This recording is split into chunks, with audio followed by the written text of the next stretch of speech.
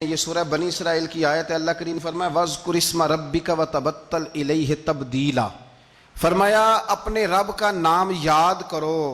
وَاذْكُرِ اسْمَ رَبِّكَ، اپنے رب کا نام یاد کرو۔ وَتَبَتَّلْ إِلَيْهِ تَبْتِيلًا، اور فرمایا سب سے کٹ کر اپنے رب کے ہو رہو، سب سے کٹ کر۔ وَتَبَتَّلْ، سب سے کٹ کر۔ اسلام کے اندر رہبانیت منع ہے کہ آپ سارا کچھ چھوڑ چھاڑ کے صرف اللہ کی بارگاہ میں بیٹھ جائیں، حقوق ضائع ہوں، یہ منع ہے۔ لیکن کچھ ٹائم تو ایسا ہونا چاہیے نا، وَتَبَتَّلْ إِلَيْهِ تَبْتِيلًا، جس میں دوسرا کوئی نہ ہو، ایک بندہ ہو، دوسرا اس کا خدا ہو، اور درمیان میں اگر ہو تو صرف وسیلہ مصطفیٰ ہو صلی اللہ علیہ وسلم۔ تو میرے نبی پاک صلی اللہ علیہ وسلم کے غلاموں، یاد رکھنا، ہمیں یہ حکم دیا گیا، ہمیں یہ بتلایا گیا کہ وَاذْكُرِ اسْمَ رَبِّكَ وَتَبَتَّلْ إِلَيْهِ تَبْتِيلًا، کہ اپنے رب کا نام یاد کرو اور سب سے کٹ کر اپنے رب کے ہو کے رہو۔ کچھ گھنٹے اکیلے بیٹھیں تنہائی میں، اللہ کی یاد کریں، کچھ ٹائم نکالیں۔ سیدنا عقبہ بن عامر رضی اللہ تعالیٰ عنہ ارشاد فرماتے ہیں، ترمذی شریف میں حدیث ہے، فرماتے ہیں میں نے نبی پاک صلی اللہ علیہ وسلم کی بارگاہ میں عرض کیا تھا کہ یا رسول اللہ، نجات کا ذریعہ کیا ہے؟ حضور نجات کا ذریعہ کیا ہے؟ نجات کیسے حاصل ہوگی؟ ہم بچ کیسے سکتے ہیں؟ تو نبی پاک صلی اللہ تعالیٰ علیہ وسلم نے 3 چیزیں ارشاد فرمائیں، فرمایا یہ 3 کام کر لینا، اللہ تمہیں نجات عطا کر دے گا، تم بچ جاؤ گے دنیا اور آخرت میں۔ 3 کام۔ حضور کون کون سے؟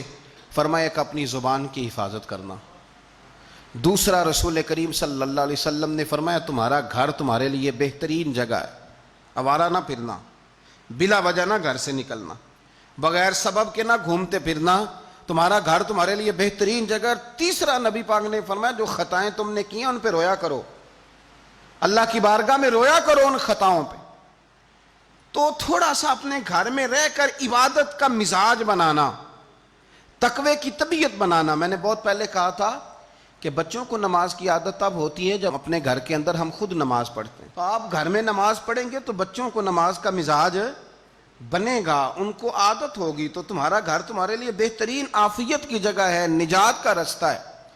ابن ماجہ شریف میں ایک بڑی خوبصورت روایت ہے، حضرت عبداللہ ابن عمر رضی اللہ تعالیٰ عنہ فرماتے ہیں کہ ہم نے نبی پاک صلی اللہ علیہ وسلم کے ساتھ مغرب کی نماز پڑھی تو کچھ لوگ نماز پڑھ کے چلے گئے اور کچھ بیٹھے رہے، یعنی قرآن شریف پڑھتے رہے ہوں گے، اذکار کرتے رہے ہوں گے، درود و سلام پڑھتے رہے ہوں گے، وظائف کے اندر لگ گئے۔ کچھ لوگ بیٹھے رہے، ان کا ارادہ تھا کہ عشاء کی نماز پڑھ کے جائیں گے۔ آپ فرماتے ہیں تھوڑی دیر کے بعد ہی نبی پاک علیہ السلام دوبارہ تشریف لے آئے۔ ایک دفعہ حضور مغرب پڑھا کے چلے گئے، پھر آ گئے، اور دوبارہ حضور اتنی تیزی کے ساتھ آئے کہ سانس مبارک نبی پاک کا پھولا ہوا تھا۔ حضور آئے اور گھٹنے کے بل حضور بیٹھ گئے اور فرمایا ابھی ابھی تمہارے رب نے آسمان کا دروازہ کھولا ہے اور اس نے تمہارے اوپر، یہ جو تم مغرب سے عشاء تک اللہ کی رضا کے لیے بیٹھے ہو، فرمایا ابھی اس نے آسمان کا دروازہ کھولا ہے اور تمہارے اوپر اس نے فرشتوں کے سامنے تم پر فخر فرمایا۔ اور رب کریم نے فرمایا فرشتوں دیکھو میرے بندے، ایک فرض پڑھ لیا ہے اور دوسرے کے انتظار میں بیٹھے ہوئے، یہ دیکھو میرے بندے، خدا خود میرے مجلس بود، دیکھو میرے بندے، دیکھو ہم تو مائل بکرم ہیں، کوئی سائل ہی نہیں، راہ دکھلائیں کسے رہ روے منزل ہی نہیں۔ اور کہا تھا کہ کوئی قابل تو ہو ہم شان کئی دیتے ہیں، اور میاں مانگنے والوں کو تو دنیا بھی نہیں دیتے ہیں، لیکن شرط یہ ہے کہ ہمارا مصلی کے ساتھ دل لگے، طبیعت لگے۔